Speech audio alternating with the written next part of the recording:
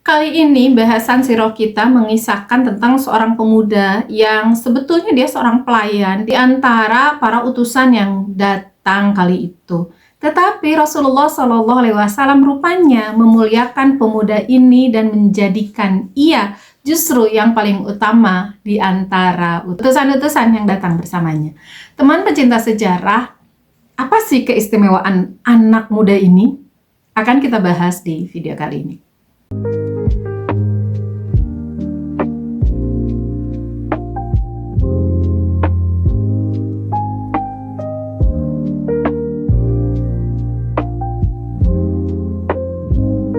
Assalamualaikum warahmatullahi wabarakatuh, teman pecinta sejarah. Apa kabarnya hari ini? Mudah-mudahan dalam keadaan sehat dan selalu dalam lindungan Allah Subhanahu wa Ta'ala. Bertemu lagi dengan saya, Anissa Amisani, di program Baca Sejarah, masih di serial kronologi sejarah tahun ke-9 hingga ke-10 Hijriah bertepatan dengan tahun 631 Masehi.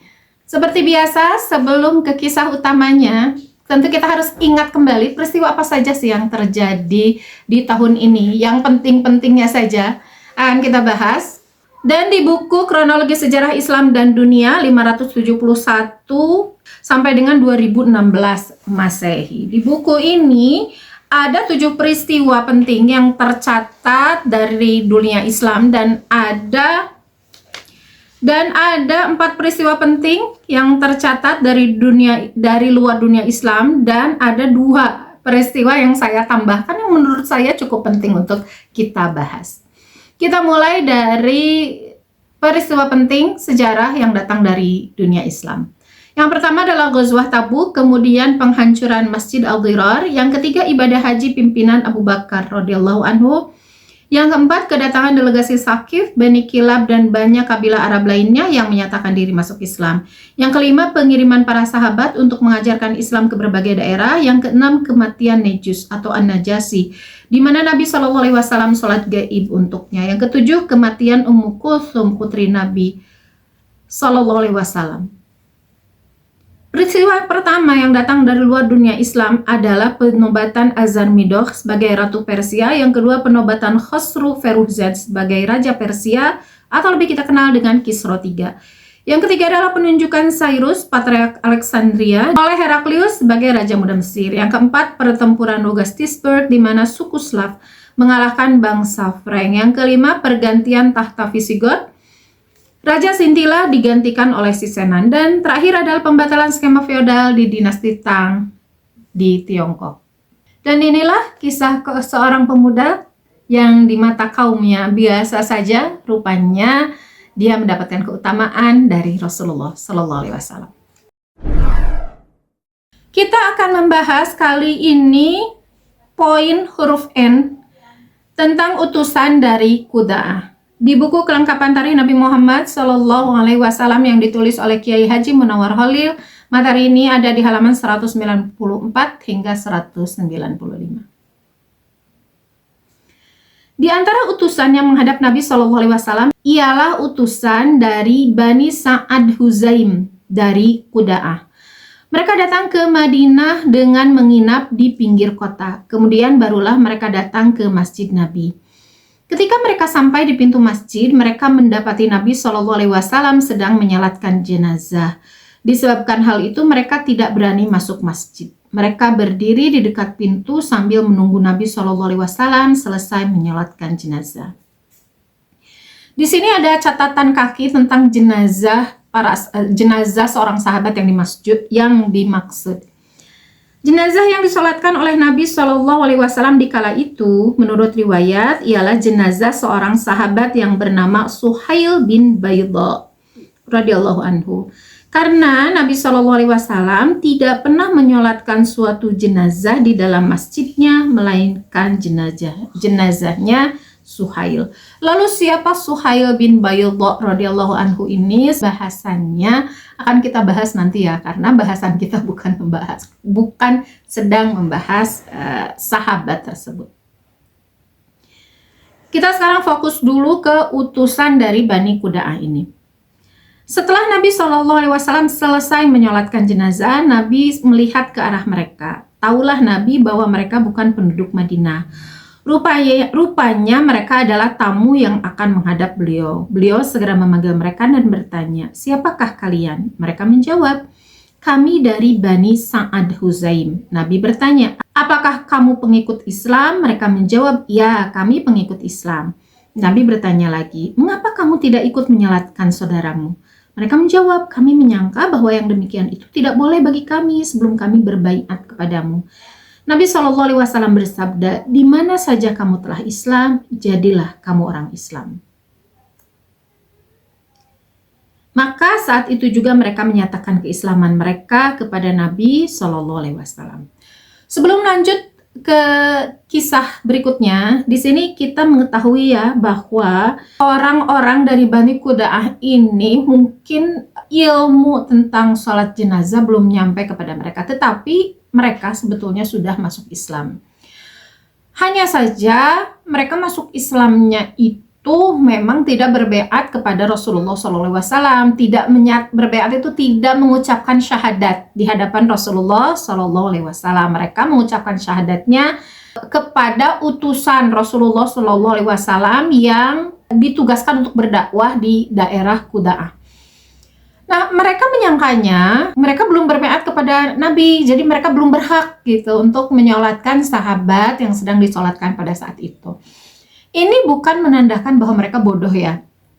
Ini bukan menandakan bahwa mereka itu kurang ilmu, bukan. Tetapi memang mereka kan baru datang. Mereka itu baru diajarkan tentang hal-hal yang urgent dalam Islam. Sebagaimana utusan-utusan sebelumnya tuh yang mereka itu kayak memberitahukan kepada Rasulullah apa saja yang sudah mereka ajarkan ya, dan dikabarkan kepada kita tuh tentang rukun iman, tentang rukun Islam, kemudian akhlak-akhlak utama dalam bersosial.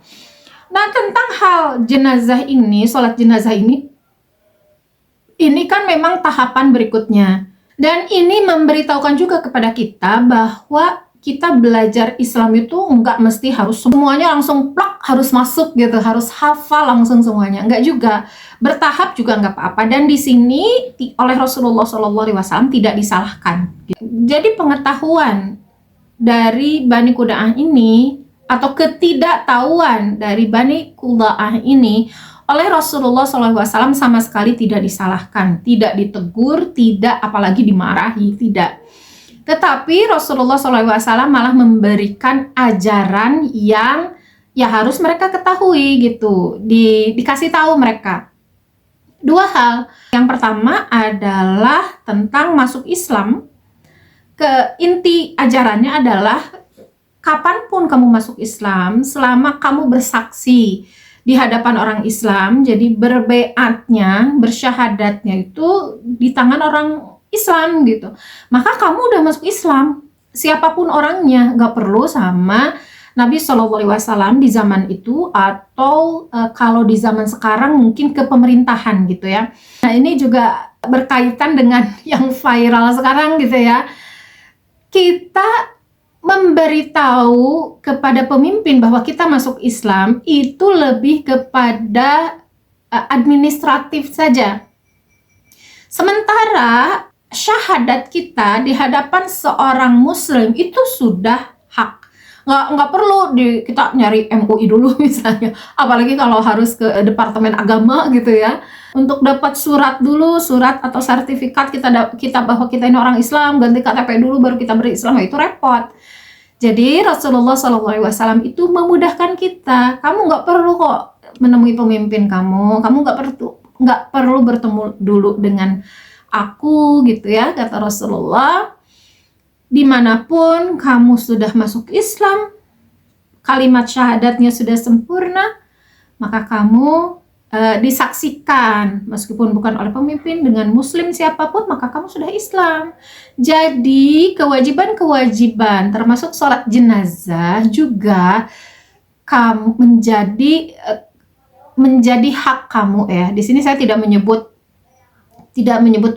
kewajiban ya, karena kita kan dapat pahala gitu. Jadi hak untuk mendapatkan pahala itu udah ambil aja gitu ya. Ini ajaran yang diberitahukan oleh Rasulullah SAW kepada orang-orang dari Quda'ah ini, dari Bani Sa'ad Huzaim. Kemudian pelajaran yang kedua yang diberitahukan kepada kita umumnya bahwa kapanpun seseorang melakukan hal yang perlu dikoreksi, maka koreksi saat itu juga, gitu ya. Jangan nunggu entar-entar, besoklah kasih taunya, besoklah kasih taunya gitu ya. Jangan beritahukan pada waktu itu, tetapi dengan bahasa yang halus. Tapi memang dengan bertahap. Misalnya, ini kan orang-orang dari Bani Quda'ah ini di posisi sudah mengenal Islam, mereka sudah Islam, maka tentang keislaman itu, tentang berbaiat itu oleh Rasulullah SAW diberitahukan langsung, karena memang tahapannya sudah sesuai. Misalnya ke anak SD kita ngasih tahu, misalnya ke anak SD kita lihat seorang anak SD tuh wudhunya salah. Nggak, kita kasih tahu nih, nah wudhu yang betul ini seperti ini, diberitahukan pada saat itu juga, dicontohin pada saat itu juga dengan bahasa yang baik. Cukup sampai situ, kasih tahu aja. Nah, tahapannya jangan sampai kita melewati tahapan yang seharusnya. Misalnya ke anak SD kita ngasih tahu, nah itu menurut mazhab Imam Syafi'i. Nah, kalau kayak gini nih caranya menurut mazhab Hambali, yang kayak gini nih caranya menurut mazhab Imam Ahmad misalnya. Satu lagi siapa? Yang ini menurut mazhab Imam Hanafi. Nah, nggak usah kayak gitu. Satu aja, mereka meledak nanti otaknya. Jadi kita beritahu sesuai dengan kebutuhan mereka, tapi jangan dientar-entar ya. Sekarang kita lanjut ke bahasan kita ya, bacaan kita. Setelah segenap utusan itu menyatakan keislaman mereka, kembalilah mereka ke perkemahan mereka. Sedangkan di perkemahan itu ada seorang pemuda yang mereka tinggalkan untuk menjaga kemah mereka. Nah, ini sebagaimana setiap bahasan ya, setiap utusan yang datang itu kan nggak langsung datang kepada Rasulullah, mereka datang dulu ke penginapan, ada yang mereka pasang kemah sendiri kalau misalnya nggak mau bayar gitu ya ke penginapan. Nah, selalu singgah dulu gitu. Baru setelah singgah, mereka baru menuju ke Madinah, menuju ke Masjid Nabawi untuk berdialog, untuk bertemu dengan Rasulullah Shallallahu Alaihi Wasallam. Ini juga berlaku untuk Bani Sa'ad bin Huzaim ini. Dan setiap ada yang menunggu itu tidak dibiarkan tempat itu kosong. Mungkin karena memang mereka datang dari kota yang jauh, dan sebagaimana kebiasaan ya sama lah kita juga kalau datang dari kota yang jauh itu pasti barang bawaannya banyak dan lumayan, perbekalan yang dibawa juga banyak ya, uang gitu untuk bekal makan dan sebagainya. Ditambah lagi kan nggak, kita yang namanya di perjalanan itu meskipun nggak naik pesawat tetap ada jet lagnya, harus rehat dulu sejenak gitu, minimal bersih-bersih, makan gitu ya. Nah, karena barang-barang bawaan mereka banyak dan tentu ada barang berharga, ada uang, maka disimpanlah atau ditugaskan satu orang untuk menunggu, untuk jagain tuh barang-barang mereka, jagain kamar mereka yang di tempat penginapan. Karena zaman dulu kan gak ada kunci yang aman gitu ya. Kan cuman kunci gitu aja gitu, kunci dari dalam gitu kan, kunci apa tuh palang gitu ya, palang kayu gitu, tidak ada kunci paten yang bisa dikunci dari luar. Nah, satu orang ini adalah seseorang yang termuda di antara mereka, namanya adalah Nu'man. Nabi SAW menyuruh seorang dari mereka untuk memanggilnya. Maka datanglah mereka menghadap Nabi SAW. Kemudian Nabi SAW menyuruh Nu'man untuk menyatakan keislamannya. Nah, ini pelajaran yang lain. Kalau misalnya sudah ketemu dengan Rasulullah SAW, maka sudah tentu orang itu harus bertemu dengan Rasulullah dan menyatakan keislaman di hadapan Rasulullah SAW. Maka ini memberitahu juga kepada kita bahwa kalau kita mau masuk Islam, sebaiknya itu diterima oleh tokoh yang ya paling sepuh secara ilmu terutama ya, pemimpin di situ. Di sini Nu'man ini kan lokasinya sudah di situ, sudah di Madinah, maka lebih utama itu ketemulah dengan Rasulullah SAW, maka dipanggil oleh Rasulullah SAW. Maka berkatalah mereka kepada Nabi SAW. Ini orang-orang yang lain di sini kan tidak disebutkan ya berapa orang utusannya, tetapi orang-orang yang lain itu yang datang bersama Nu'man itu berkata kepada Rasulullah, ya Rasulullah, orang Nu'man ini orang termuda di antara kami dan ia ditugaskan melayani kami. Maksudnya dia memang dikhususkan untuk melayani kami gitu. Jadi yang membantu-bantu lah, bukan orang yang memang ditugaskan untuk mendapatkan ilmu gitu. Tetapi justru oleh Rasulullah Shallallahu Alaihi Wasallam, maksudnya kayak ya Rasulullah nggak usah sampai seserius itu sama Nu'man. Nu'man itu cuma pelayan kami gitu.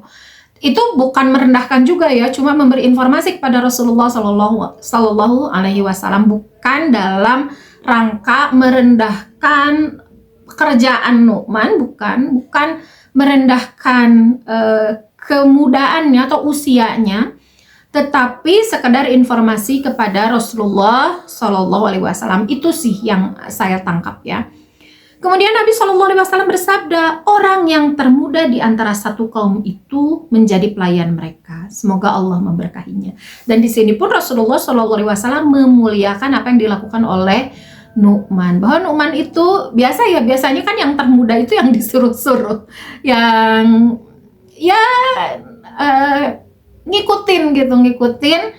ngikutin orang-orang yang lebih tua gitu. Nah, Rasulullah SAW memuji apa yang dilakukan oleh Nu'man sebagai pelayan teman-temannya gitu ya, dan mendoakan semoga Allah memberkahi dia. Kemudian Nabi SAW menetapkan Nu'man menjadi imam mereka dalam sholat dan menjadi ketua mereka. Di sini ada catatan kaki nomor 43. Disebabkan doa Nabi SAW sebagai tertera di atas, maksudnya tadi kan ada doa ya, semoga Allah memberkahinya. Maka Nu'man menjadi seorang pilihan di antara mereka. Paling pintar ternyata Nu'man ini tentang pengetahuan agama Islam dan paling pandai dalam bacaan Al-Qur'annya. Dengan demikian terkabullah doa Nabi SAW dan penunjukan beliau atas diri Nu'man adalah tepat sekali. Kurang sekalinya, tepat sekali. Tatkala mereka hendak pulang, Nabi Shallallahu Alaihi Wasallam menyuruh Bilal supaya memberikan hadiah beberapa uqiyah dari perak. Dan ini juga kebiasaan Rasulullah Shallallahu Alaihi Wasallam. Ketika suatu utusan itu datang, Rasulullah itu membiarkan mereka pulang, tidak membiarkan mereka pulang dengan tangan kosong. Pasti sambil ngasih bekal gitu. Pernah kan Rasulullah ngasih bekal sampai makanan, sampai kendaraannya gitu ya. Tetapi kebanyakannya itu dalam bentuk uang, baik uang dinar maupun uang dirham. Kemudian ini kasih sayang Rasulullah Shallallahu Alaihi Wasallam ya. Jadi care Rasulullah itu orangnya, perhatian banget. Meskipun para utusan ini nggak minta, Rasulullah tetap ngeganti ongkos mereka, bentuk kasih sayang beliau untuk para utusan ini. Kemudian mereka kembali kepada kaum mereka dengan membawa seruan Islam, dan di sini sama sekali tidak dikisahkan mereka menolak kepemimpinan Nu'man. Teman pecinta sejarah, beberapa kalimat yang terakhir ini memberi kita pelajaran yang sangat berharga, terutama khususnya tentang kaum muda. Bagaimana kaum muda itu di hadapan Rasulullah SAW memiliki posisi yang sangat-sangat penting. Rasulullah SAW tidak membiarkan orang muda kehilangan ilmu, kehilangan kesempatan. Rasulullah SAW membiarkan anak muda tadi bertemu dengan beliau, diberi bukan hanya bersyahadat di hadapan beliau, tetapi juga diberi ilmu yang sama dengan teman-teman yang lain yang lebih tua, diberi kesempatan yang sama. Ini luar biasa Rasulullah SAW ya, yang di zaman sekarang mungkin kesempatan yang diberikan oleh para pemimpin itu ke kaum muda itu saya nggak tahu kenapa ya, apakah karena tidak percaya hanya atas dasar alasannya misalnya kurang pengalaman, kurang ilmu, atau wallahu alam apa, tetapi kesempatan yang diberikan oleh pemimpin-pemimpin kita masa sekarang bisa di mana saja ya ini, apakah di pemerintahan, apakah di lembaga pendidikan, di pekerjaan misalnya, bahkan di organisasi sekelas RT misalnya, RW, jarang banget kita dapatkan, jarang ya, bukan nggak ada, tapi jarang banget kita dapatkan pemuda itu dikasih kesempatan untuk unjuk diri gitu. Di sini Rasulullah SAW memberi kesempatan kepada anak muda itu, dikasih peluang yang sama. Lalu oleh Rasulullah SAW dilihat nih, setelah mendapatkan ilmu itu, Siapa yang paling bisa menerima? Siapa yang paling bisa mengimplementasikan? Di sini yang Rasulullah Shallallahu Alaihi Wasallam cari gitu ya, atau dijadikan poin penting adalah pengetahuan agama Islam. Jadi dipilih tuh di antara orang-orang itu yang pengetahuannya, yang ilmu keislamannya paling baik siapa? Ternyata anak muda ini. Ini memberitahu kepada kita bahwa anak muda itu peluangnya atau apa ya, lebih cerdas lah ya seharusnya dibanding orang-orang di atasnya gitu. Kenapa? Karena lebih, ya memang kita lihat ya, kita ini pengalaman kita aja. Kita yang usianya sudah kepala 3, apalagi kepala 4, apalagi kepala 5, itu menghafal Al-Quran itu kalah deh sama yang kepala 2, ya kan? Karena memang otaknya itu lagi encer-encernya, ditambah semangat mereka, semangat belajar mereka lagi banyak-banyaknya, dan masalah mereka justru paling ringan-ringannya. Makanya mereka lebih cepat dalam menyerap ilmu, lebih cepat dalam menghafal Al-Quran. Karena ini ciri yang kedua yang Rasulullah cari adalah yang paling pandai membaca Al-Qur'annya. Ternyata Nu'man ini paling bisa baca Al-Qur'annya, paling fasih, paling hafalannya banyak gitu ya di antara teman-temannya. Maka masalah usia itu menjadi nomor 3. Nu'man ini dipilih oleh Rasulullah SAW sebagai pemimpin mereka. Pemimpin di Quda'ah juga nantinya. Pemimpin sebagai imam sholat ya, dan yang menjadi ketua, memang yang menjadi pimpinan mereka gitu. Bahkan di kafilah tersebut, kafilah utusan itu oleh Rasulullah SAW, Nu'man itu dijadikan ketua rombongannya, dan mungkin ini ya sebagai ketua di daerah, ketua atau pimpinan di daerah Quda'ah. Karena biasanya kalau zaman Rasulullah SAW, dia yang menjadi imam, dia yang menjadi guru agama, jadi syekhnya gitulah di daerah tersebut, dia otomatis juga menjadi pemimpin daerah tersebut, gubernurnya. Dan yang luar biasanya lagi, tidak ada keluhan sedikit pun keluar dari kalangan senior. Gitu ya. Mereka tidak mengeluh, wahai Rasulullah, masa anak muda suruh mimpin kami? Wahai Rasulullah, masa kami harus taat ke anak kecil ini? Masa kami harus sholat di belakang anak ini? Dia masih anak-anak, wahai Rasulullah. Nggak ada. Tidak ada sama sekali penolakan dari mereka. Mereka siqah benar-benar kepada Rasulullah. Apalagi mereka tidak mempermasalahkan kemudaan dari Nu'man, tidak mempermasalahkan usia. Mereka taat begitu saja, kayak ngalir aja gitu, ya udah. Nah, ya udah, mereka nggak ada beban. Mereka tidak ada perasaan, wah kita nih orang tua, orang-orang senior dikalahkan sama junior. Tidak ada perasaan seperti itu. Ini luar biasa ya, legowo ya. Begitu lapang hati para senior itu. Padahal ini egoisme senioritas itu ya godaan manusia yang mungkin ini jadi masalah kita sekarang ya. Karena itulah kita agak susah berkembang nih. Bahkan misalnya di DKM masjid pun gitu ya, agak susah sekali gitu ngasih kepercayaan kepada para junior ini. Saya tidak tahu kenapa ya ego para senior ini menjadi begitu berkuasa di negara kita gitu. Saya tidak paham. Ya kecuali kalau memang anak-anak mudanya itu tidak layak gitu, itu beda lagi cerita. Tetapi saya kira banyak lah orang anak-anak muda, apalagi sekarang yang mengikuti zaman, yang kesolehannya juga luar biasa, pengalamannya juga banyak gitu ya. Itu mereka lebih hebat kok dari kita para seniornya gitu ya. Di sini dikisahkan tentang berkahnya doa Rasulullah ya. Rasulullah baru berdoa terus diajarin mereka agama. Doa Rasulullah untuk keberkahan bagi Nu'man ini dikabul langsung gitu ya. Setelah mereka mendapatkan ilmu ya, Nu'man itu mendapatkan pengabulan doa dari doa Rasulullah SAW. Tapi saya juga ingin menyoroti bagaimana para sahabat senior itu pada masa Rasulullah SAW itu betul-betul tidak pernah ada cerita komplain kepada para pemimpinnya, baik di zaman Rasulullah maupun di zaman para sahabat, di zaman para dinasti-dinasti Islam gitu ya.